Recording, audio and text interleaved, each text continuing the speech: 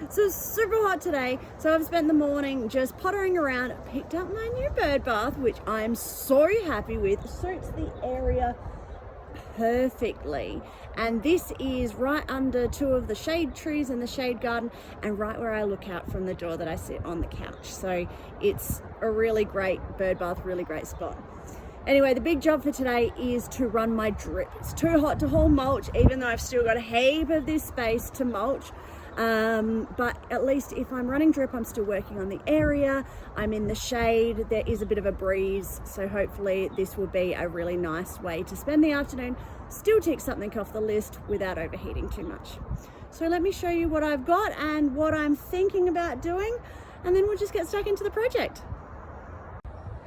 My irrigation supplies are fairly shambled since I moved in. They're all just in this box, but I'm going to be using this Drip Ease, which I've used heaps before. I love it. It's got these emitters every 30 centimeters or so, emits 2 liters of water an hour. So if I spread this out really nice and evenly throughout the shade garden, I'll run it in lines kind of following the curve of the garden. I'll make sure that every line is linked multiple times, and I'll show you that as I do it. If I run these every sort of 30 or 40 centimeters wide, I'll get really good coverage of this area. Now I'll link it all together with T-pieces and corner pieces and crimp everything together with the crimps. Don't need to use individual emitters because the Drip Ease has the emitters.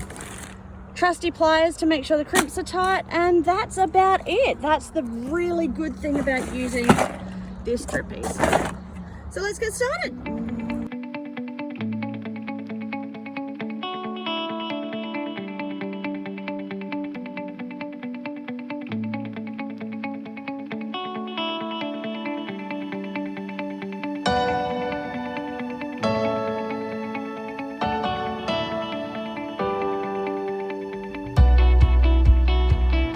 Got it all loosely laid out, and as with all drip, at some point the whole thing just gets tangled and a mess, and it's really annoying. But anyway, you take a deep breath and you keep going. Let me show you how I've laid it all out. You can see I've got the lines running probably about every 40 centimeters. They all sort of start at the end here. The ones that are different is this line here. I've got starting at the end still, but it runs past the bird bath, and I'm going to connect it into this line, and that's because the tree is right in the middle of the way. These lines run along here. I'm not running a line through here just yet, but I probably will, just if I plant here to make it even. And then this line, same as this one, I'm going to connect into the cord and run up to the end. So they're all quite loosely staked down. I just use landscape staples here, so I have to put a whole heap more of them in. But right now the next step is to connect it all up, so I'll show you how we do that.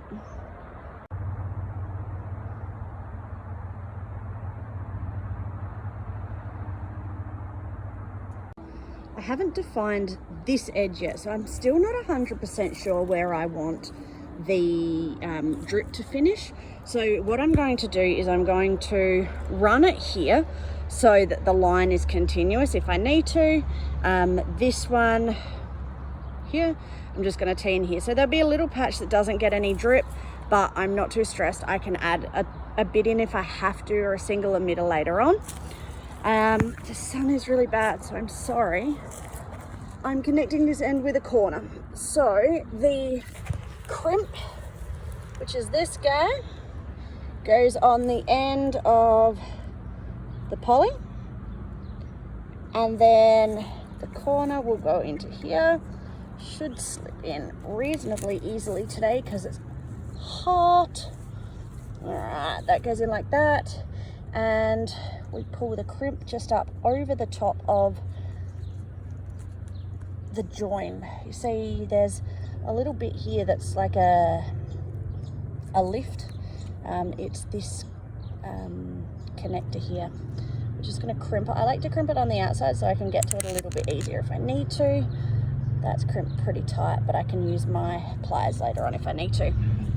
The other crimp comes into the end of this poly. This poly joins into here. I'm gonna have to put you down. Quick. Oh, sorry guys. I can only do so much with one hand. The crimp comes up over the pop again and crimp it down. And now we have a corner. Dun, dun, dun, dun. Now we're going to use some teas, so I'll show you that and we'll see how we keep going. All right, so we're going to cut our black poly. We put a crimp on one end and our tea piece.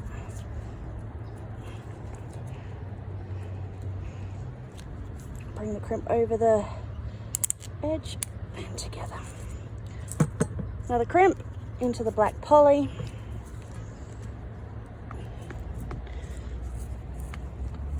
Into the T-post, try and get it all the way up to the end. Crimp. And then our final crimp goes on the drippies, which is the hole that has the pipe that has the holes every 30 seconds.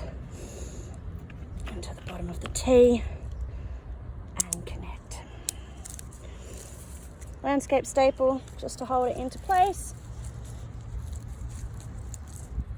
Oh, step on it or hammer it in. And we're done. Keep going on to the next one. Everything is run. I've got all of the connectors in place. Now this end I'll have to just be careful with mowing until I have finished edging. So everything is connected. It's really neat and tidy, nice straight lines, because straight lines help us to remember where the drip is afterwards, because we will be scooching the mulch aside, burying the drip under it like that, so we don't see the drip. But I want to make sure that everything is running properly first. Up at this end, the edging that I've done finishes just here.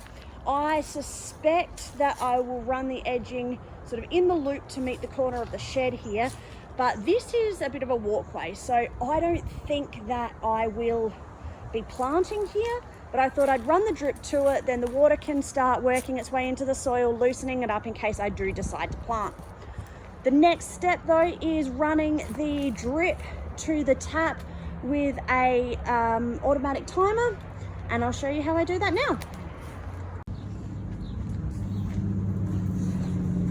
The first thing I'm doing is installing one of these additional hose things. I don't know. Ultimately, I want to run 3 or 4 different things into this. By that I mean I want to run my hose, and I want to run at least 2 drip lines. So this allows me to have one mains line with multiple taps. If I want to have that closed, no water comes out, no water, only water, etc. The next step is my automatic drip timer. Now I think that I'll pop that onto this one. This comes off. That can attach onto the tap easily.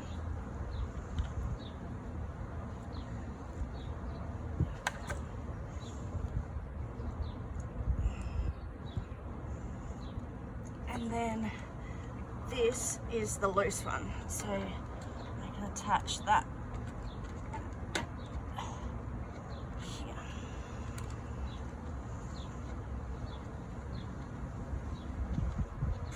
Okie dokie. Make sure it's all tight. I don't know if I've got it tight enough, but we'll tell once we turn the water on. This is a pressure reducer and a filter. Now I feel like that might be a bit too long, but it might be all right. That is going to be too big. That will fit perfectly.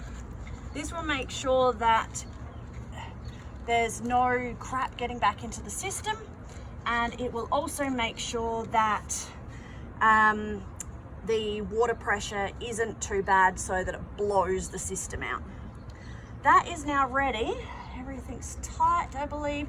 That's ready for me to attach some black poly pipe to the end. So let's get that and we'll see how it goes.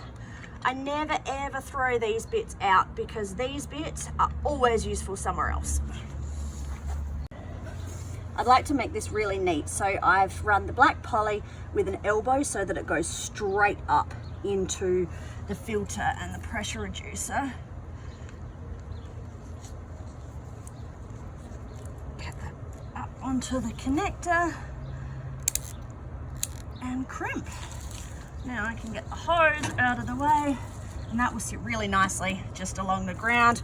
I might even just pop a brick onto it like that for now, just so it's out of the way. All right, moment of truth, my friends. Let's turn this one off and this one off. This one is on. Now the timer is set to off, so when we turn our tap on, we don't get anything, which is good. And we're going to turn that to on because, oh, we've got a leak. All right, turning it off, and let's work that out. Okay, so I tightened this bit here, this bit here, and this bit here, and it looks like I've got no further leaks.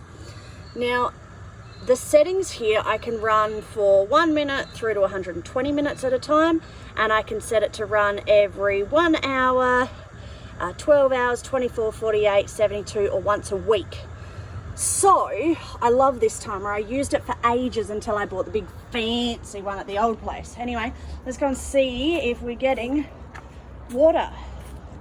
The connection comes here, and we should be seeing water running out of all the little drippers.